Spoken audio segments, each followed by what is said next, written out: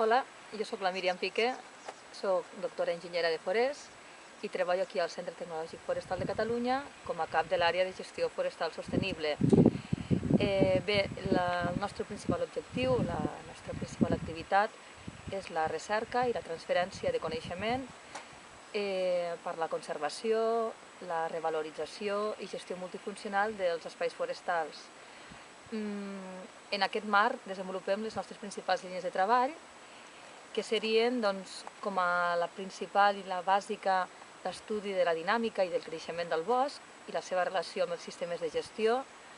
En aquest sentit, treballem amb moltes espècies de l'àmbit mediterrani i algunes també dels boscos de muntanya. Una altra línia de treball molt àmplia és el desenvolupament d'orientacions de gestió forestal i la innovació en la planificació forestal, tenint en compte el repte de l'actual context, que és desenvolupar unes eines que integrin els riscos dels grans incendis forestals, la conservació de la biodiversitat, la gestió de masses mixtes o, per exemple, el potencial dels productes forestals no fustaners, entre d'altres. També treballem en la integració dels incendis forestals en aquesta gestió forestal i sobretot l'estudi del rol del foc, tant natural com prescrit, en la resistència i resiliència dels boscos mediterranis. Finalment, una altra línia de treball gran i que portem ja més de 10 anys desenvolupant-la és la introducció i promoció de les frondoses nobles per a la producció de fusta de qualitat.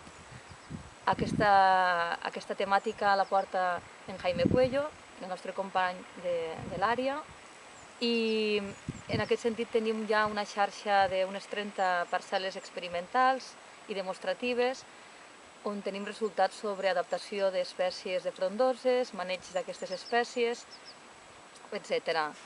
Bé, en definitiva, podríem dir que el nostre principal objectiu és oferir eines pràctiques per a la gestió forestal sostenible i multifuncional dels nostres boscos en l'actual context de canvi global.